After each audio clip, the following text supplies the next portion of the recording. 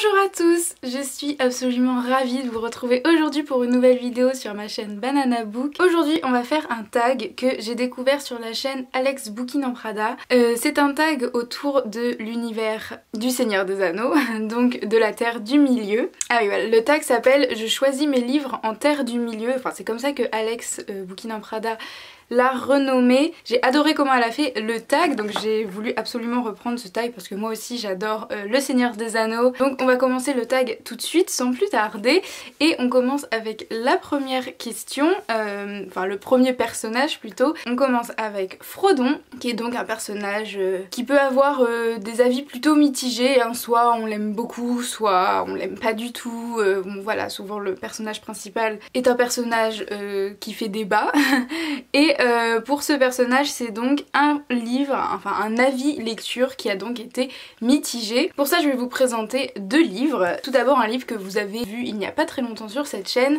c'est ce livre là, le premier tome de Scorpie, Ce qui marche dans les ombres, écrit par Roxane Dambre, publié chez le Livre de Poche, qui a donc été le Grand Prix de l'Imaginaire. Alors je sais pas s'il faut que je fasse les résumés à chaque fois, ça risque d'être un petit peu long, mais c'est en gros l'histoire d'une jeune fille qui va tomber sur un petit garçon dans la rue, qui va le recueillir chez elle parce qu'il pleut à torrent dehors. Elle va essayer de savoir qui sont ses parents, sauf que ce petit garçon lui fait des discours absolument improbables comme quoi ses parents sont des assassins, enfin c'est des tueurs à gages, que lui il a été envoyé ici pour en tant que rite initiatique pour se renforcer, etc.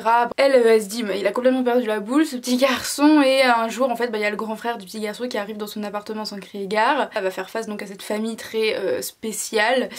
Et voilà, donc ça a été une lecture assez mitigée, j'ai bien aimé dans l'ensemble, c'était assez addictif, on avait envie de savoir la suite, mais c'était tellement problématique sur beaucoup de points. L'histoire d'amour, j'ai pas vraiment accroché. Le personnage principal, je trouvais, avait des réflexions problématiques, beaucoup de choses qui n'allaient pas, et puis la fille elle est montrée comme quelqu'un d'assez maladroite, enfin d'assez fragile, parce que c'est une humaine, etc. Mais elle parvient à faire des trucs incroyables, on ne sait pas pourquoi, on ne sait pas comment, bon voilà. Des choses comme ça qui m'ont un petit peu gênée, donc voilà. C'était un avis assez mitigé. Et l'autre livre, et ça fait très longtemps que je n'ai pas parlé de ce livre sur cette chaîne, c'est L'année solitaire, écrit par Alice Oseman, publié chez Nathan. C'était pas mal comme lecture. C'était une bonne lecture, mais je me suis pas du tout accrochée au personnage, à aucun personnage. C'est écrit à la fin, et moi la fille la plus misanthrope et pessimiste du lycée. On attend tous que quelque chose change. J'avoue que j'ai beaucoup de mal avec les personnages pessimistes, ça a tendance à m'énerver plus qu'autre chose. Les personnes rabat-joie, pessimistes, etc. Non merci, moi ça m'énerve. Donc voilà, avis plutôt mitigé sur cette lecture, mais en soi c'était pas mal. Voilà, c'était pas mal. Alors, deuxième personnage, on va parler évidemment de Sam, l'ami le plus loyal que l'on puisse trouver. Je ne peux le porter pour vous, mais je peux vous porter vous. Et donc pour cette question, le livre envers lequel je suis loyale. Alors évidemment il y en a énormément dans ma chambre, mais disons que je vais parler du premier livre qui m'a vraiment fait aimer la lecture énormément, hein. Depuis que j'ai lu ce livre, après ça n'a fait qu'enchaîner quand j'étais au collège. C'est un livre dont j'ai énormément parlé sur cette chaîne, ça fait un petit bout de temps que j'en ai pas reparlé, donc pourquoi pas le remettre au goût du jour. C'est Né à minuit, écrit par Sissi Hunter, publié chez Michel Lafon. Donc ce premier tome s'appelle Attirance, mais évidemment je parle de tous les autres tomes de Né à minuit. Voilà, Né à minuit, il m'avait été offert pour mes 12 ans je crois, ou mes 11 ans, je sais plus. Je l'avais demandé parce que j'avais adoré la couverture, je la trouvais juste magnifique. Et après j'ai eu un gros coup de cœur pour l'univers, pour les personnages, pour l'histoire, enfin à l'époque, enfin comme du coup j'étais au collège. Je sais pas si on peut dire que ça m'a aidée, mais en tout cas c'était vraiment exactement la bonne période pour lire ce genre d'histoire. Aujourd'hui je ne pense pas que ça aurait cet impact que ça a eu sur moi à l'époque, mais c'est évidemment un livre envers lequel je serai toujours loyale, toujours. C'est vraiment un livre qui m'a marqué, c'est mon Harry Potter, même si j'adore aussi Harry Potter, je suis très fan d'Harry Potter, mais moi j'ai ce lien avec Né à minuit que d'autres personnes ont avec Harry Potter, comme quoi c'est leur histoire de leur enfance, etc. Moi c'est vraiment cette histoire-là. Né à minuit, c'est l'histoire de Kylie Galen, une jeune fille pour qui c'est un peu compliqué dans sa vie, ses parents sont en train de divorcer, sa grand-mère vient de mourir, son ex vient de la plaquer, et pour couronner le tout, elle va se retrouver à une fête où il y aura donc de l'alcool et il me semble de la drogue, et du coup ils vont se faire arrêter par les policiers, elle va se retrouver donc en garde à vue, et sa mère donc va décider après ça de l'envoyer dans une colo pour jeunes à problème. Ça lui a été recommandé donc par la psychologue de Kylie, mais en fait cette fameuse colo pour jeunes à problème, ce n'est pas une colo pour jeunes à problème, c'est une colo pour être surnaturel. On y retrouve des loups-garous, des vampires, des métamorphes, on y retrouve des fées ou des pour les garçons. Ah, et des sorciers aussi, évidemment, sorcières. Et donc Kylie va se retrouver là-dedans, sauf que elle a pas du tout de pouvoir, enfin elle se considère pas du tout comme étant un être surnaturel, et donc elle va essayer de découvrir ce qu'elle est vraiment au fond d'elle. Et pour couronner tout ce tout, elle voit un personnage étrange qui est habillé en treillis, mais que personne d'autre ne voit, voilà, et elle ne comprend pas pourquoi. Voilà, et donc petit à petit, on va découvrir le pourquoi du comment, etc. Voilà, cette histoire, je ne peux que être loyale envers cette histoire. Enfin, moi je le recommanderais à tout le monde, voilà. Peu importe, même si vous avez mon âge, même si vous êtes encore plus âgé que moi, lisez cette histoire. Moi je ne peux que la recommander, vraiment, je l'ai beaucoup aimé, et même là le fait d'en reparler ça me donne trop envie de relire, donc c'est peut-être ce que je vais faire. Troisième personnage, c'est le personnage de Pipin qui n'arrête pas à chaque fois de demander Notre petit déjeuner? Vous l'avez déjà pris? Oui, le premier, c'est vrai. Qu'en est-il du second petit déjeuner? Et donc pour évidemment ce personnage, c'est quel livre j'aimerais relire. Donc évidemment on a parlé de Né à minuit, mais Né à minuit j'ai déjà relu plusieurs fois, tout comme La Sélection, tout comme Insaisissable, tout comme Les Misérables. Il y a beaucoup de livres que j'ai déjà relus, donc je vais parler d'un livre que je n'ai pas encore relu mais que j'ai vraiment beaucoup aimé. C'est L'Insoumise du Roi Soleil, écrit par Jean-Michel Rioux, publié chez J'ai lu, dont je vous ai pas mal parlé.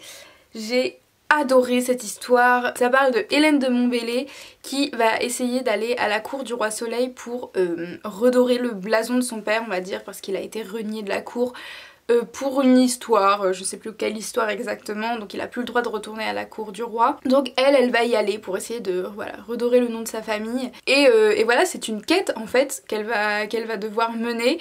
Elle va rencontrer plein de personnes absolument incroyables, des personnes un peu plus malfaisantes évidemment, elle va rencontrer des gens de la cour, on va faire la rencontre de beaucoup de personnages historiques très importants, des personnages aussi qui sont de la pure fiction mais qui sont absolument attachants. C'est toute une quête qu'on suit avec elle, et moi j'ai trouvé ça absolument génial, c'était très addictif, il y avait plein d'actions, on suit son aventure dans le monde de Louis XIV, donc c'est absolument génial. Je ne peux que vous recommander ce livre, il n'y a qu'un livre du coup, c'est un one shot, lisez-le. Le quatrième personnage c'est Merry, donc on ne peut évidemment pas le séparer de Pipin, et donc la question c'est un livre qui parle d'amitié évidemment, et pour lui je fais pas du tout dans l'original.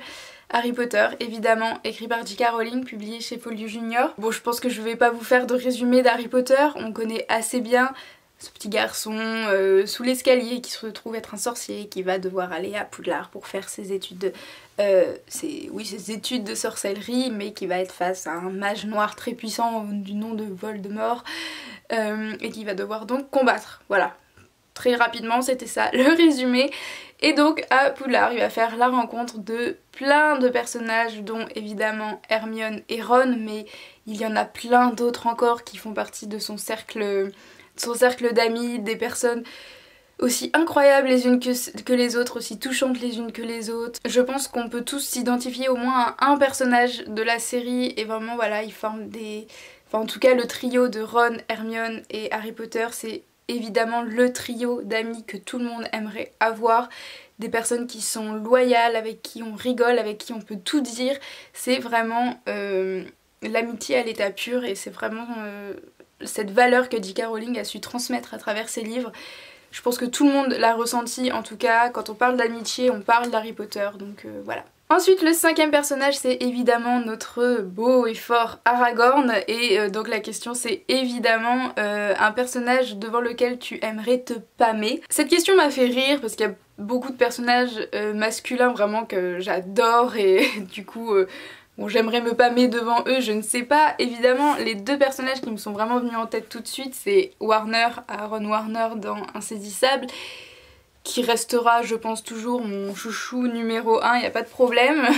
Et l'autre, c'est Kaladin dans La Voix des Rois, qui est un personnage masculin que j'aime énormément parce que vraiment il a beaucoup de traits de personnalité que j'aime beaucoup dans un personnage. Mais en fait je me dis que si je me pâmais, on va dire, devant ces deux personnages, ils ne me calculeraient absolument pas. Mais alors vraiment pas, je serais même pas un brin de poussière je pense pour eux. Donc je pense que le personnage qui allait le mieux avec cette question, c'est Maxon ou Maxon Shrieve dans La Sélection, qui sur le coup, le but numéro 1 avec lui, c'est vraiment de se pâmer devant lui, puisque La Sélection, c'est l'histoire de 35 jeunes filles qui vont devoir partir au Palais Royal pour donc cette émission qui s'appelle La Sélection, qui est un genre de télé-réalité où à la fin le prince va devoir choisir une des 35 candidates pour devenir sa femme et donc devenir la prochaine reine. On va suivre du coup dans cette histoire America Singer qui elle fait partie de la caste 5 puisque c'est une dystopie, donc c'est dans le futur, le monde a été divisé en plusieurs castes, elle a fait partie d'une caste assez modeste, hein, la caste 5, la caste des artistes. Voilà, elle va se retrouver là-dedans alors qu'elle ne le voulait absolument pas, et voilà. Donc le but numéro 1 vraiment avec Maxon, c'est de se pâmer devant lui, donc je trouvais que c'était le meilleur personnage pour cette question. Ensuite on va parler de Legolas et de son jeu préféré qui est de tuer le plus d'orques possible. Legolas et de deux. Et moi j'en suis à 17. Et donc pour cette question c'est le livre le plus gros de ta palle. Pour moi il y en avait 3 qui se battaient en duel, mais c'est lui qui va gagner haut la main. C'est la trilogie originale de Shannara, écrit par Terry Brooks, donc que j'ai eu chez France Loisirs, donc une grosse bricasse. Je pensais qu'il allait être plus petit que les deux autres qui se battaient en duel, c'était La Belle du Seigneur et le tome 1 de l'Assassin Royal. Mais finalement non, c'est bien Shannara qui gagne puisqu'il a 1435 pages. Je ne suis pas sortie de l'auberge avec cette grosse bricasse, les pages sont hyper fines. Donc bref, je verrai bien quand est-ce que je le lirai, mais il me fait quand même très envie. Et bien sûr on ne sépare pas Legolas de Gimli, le nain. Et pour cette question, ça m'a fait rire cette question, c'est un livre court et drôle. Et donc pour lui j'ai pris Qui est I que je viens de lire, que vous pouvez voir dans mon dernier bilan du Cold Winter Challenge. Donc le tome 1, mais c'est pareil pour le tome 2, pour le tome 3. Évidemment j'ai pris un manga parce que les mangas ça se lit très vite, donc pour court voilà je trouvais ça bien. J'ai aucun roman court qui est drôle. Les romans qui sont courts pour moi ils sont pas drôles, hein, ils sont tristes. Donc voilà, ça servait à rien de les prendre. Donc voilà, Qui est I, je vais pas revenir dessus puisque j'y suis revenue il y a pas longtemps dans une vidéo, mais absolument génial, vraiment très drôle. Pour les enfants de 10 ans, dans les alentours de 10 ans je dirais, foncez, c'est trop bien. Et maintenant on va parler de Boromir, notre bon vieux Boromir, et la question est absolument... Elle est juste pour lui, mais elle est tellement cruelle. La question c'est donc une série abandonnée après le premier tome. Désolée Boromir. Et pour cette question j'ai choisi Sorcière malgré elle. Alors c'est le premier tome de L'héritière des Riven, écrit par Mérope Malo, publié chez Castlemore. C'est une histoire de sorcière, du coup j'étais trop contente parce que j'ai très peu de séries sur les sorcières, donc je me disais trop bien, ça va être trop cool. Finalement j'étais très déçue. Comme pour Scorpie, il y a beaucoup de choses problématiques et du coup j'ai pas aimé, j'ai pas accroché au personnage, j'ai pas accroché à l'histoire, je ne pense pas du tout continuer cette série, donc voilà, je l'ai abandonnée. Dommage. Et enfin pour la dernière question, on va évidemment parler de Gandalf. On ne peut pas faire un tag sur le Seigneur des Anneaux, enfin en tout cas sur la Terre de Milieu sans parler de Gandalf. Et pour cette question, c'est un livre qui t'a fait réfléchir. Bonjour. Qu'entendez-vous par là? Me souhaitez-vous le bonjour ou affirmez-vous que c'est une bonne journée que je le veuille ou non? Ou peut-être voulez-vous dire que vous vous sentez bien aujourd'hui en particulier? Ou tout simplement qu'aujourd'hui est une journée où il faut être bon. Tout cela à la fois, je suppose. Et pour ça je vais vous présenter deux livres, un que je vous ai présenté énormément de fois, c'est Claude Gueux, écrit par Victor Hugo, publié chez Le Livre de Paul, non pas du tout, publié chez Larousse dans les petits classiques. Je dis que ça m'a fait réfléchir sur le monde parce que je l'avais lu en 4ème et ça a vraiment été une grosse claque pour moi, ça m'a fait beaucoup réfléchir du coup sur la peine de mort, sur la justice, sur l'injustice, sur les personnes qui n'ont pas de chance, on va dire, parce qu'elles ne sont pas nées au bon endroit. Ça m'a énormément fait réfléchir sur ça, c'est d'ailleurs ce qui m'avait donné envie à l'époque de devenir avocate, mais j'ai vite oublié cette envie, ce projet professionnel.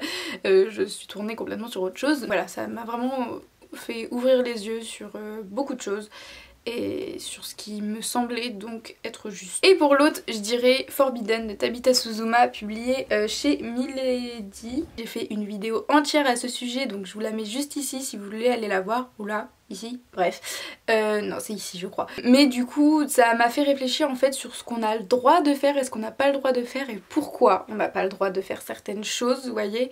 Pourquoi on nous interdit dans notre société de faire certaines choses. Évidemment, ce ne sont pas non plus des choses que je cautionne. Si vous avez lu le livre, évidemment, vous comprenez de quoi je parle. Mais ça fait quand même poser énormément de questions et ça donne une énorme claque et ça fait remettre en question beaucoup de choses, je trouve. Donc voilà, j'espère que vous avez aimé ma petite aventure en terre du milieu. Moi, en tout cas, j'ai adoré tourner cette vidéo. On se retrouve bientôt pour une prochaine vidéo. N'hésitez pas à mettre un petit pouce bleu si la vidéo vous a plu et à vous abonner si ce n'est pas encore fait.